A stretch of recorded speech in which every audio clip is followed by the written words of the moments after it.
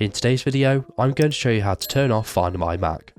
The first thing we need to do is click on the Apple logo in the top left hand corner, and in the drop down menu you want to select System Settings. Once you're inside the System Settings, you want to click on your name at the very top, and once you're inside your Apple account settings, you want to select iCloud. Inside of your iCloud settings, you want to find Saved to iCloud, and you want to click on the See All button. Inside of the pop-up, you want to find My Mac, so we're going to tap on that. And in this pop-up, you want to find My Mac, which is currently turned on. So we're going to select Turn Off.